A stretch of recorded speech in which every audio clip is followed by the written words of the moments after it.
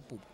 A execução das obras para a Copa do Mundo foi um dos temas mais debatidos no Senado nos meses de junho e julho. No dia 6 de julho, o plenário do Senado aprovou a medida provisória que cria regras especiais de licitações para as obras ligadas à Copa do Mundo de 2014 e às Olimpíadas de 2016.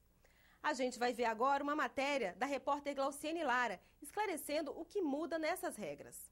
Experimentado que fui, do que propriamente no plenário, a grande polêmica foram as regras especiais de licitação das obras da Copa e das Olimpíadas. O principal argumento do relator para defender a medida provisória foi a necessidade de acelerar as contratações. Numa situação como essa, nós precisamos de mais agilidade. Nós precisamos de modalidades que respondam a esse momento.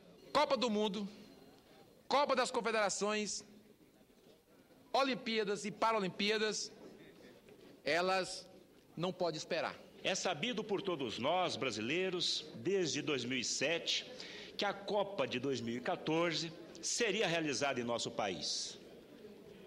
Pergunto-me, então, por que motivo demorou 4 anos para que o governo federal entrasse em campo, implantando as iniciativas que lhe cabiam? São 3 mudanças principais nas regras de licitação.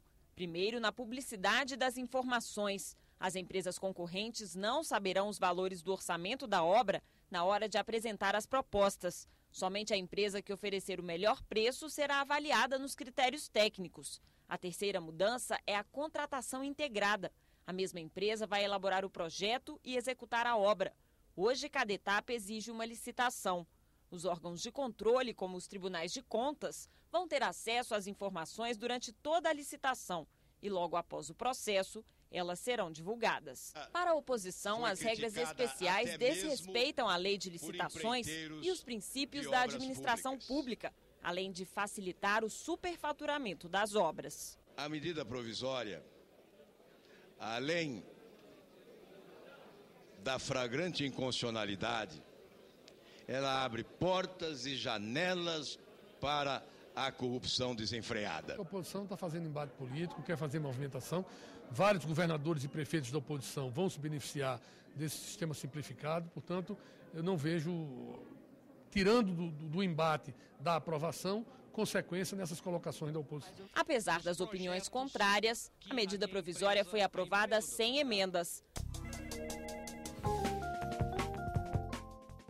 No quadro Passeata Eletrônica de hoje, a gente confere os temas mais presentes no Twitter da senadora Marinor Brito. Olha, essa desestabilização da estrutura do Estado brasileiro, essa instabilidade política que o Brasil está vivendo, todos os dias denúncia contra ministros, contra chefe de Casa Civil, contra autoridades vinculadas ao governo federal, isso tem sido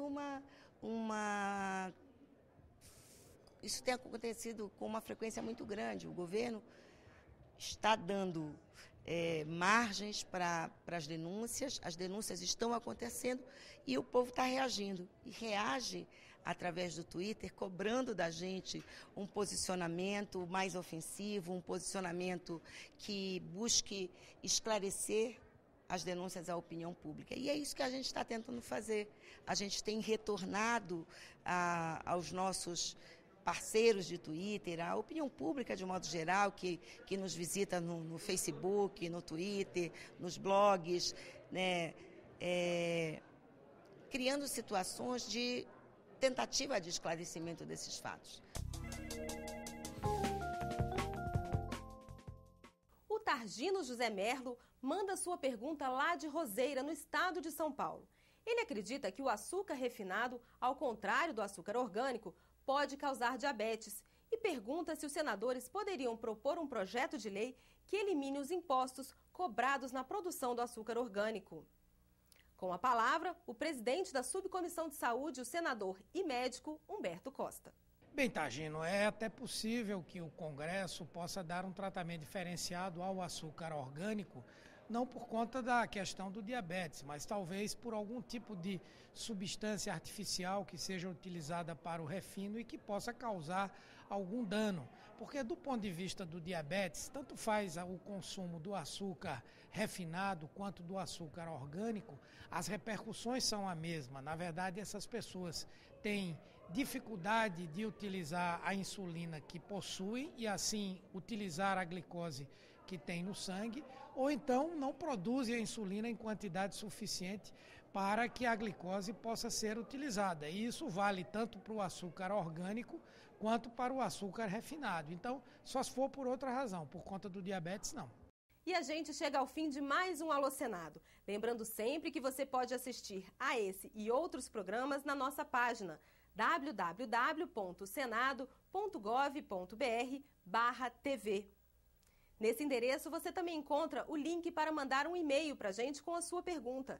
Se preferir o telefone, é só ligar para 0800 61 22 11.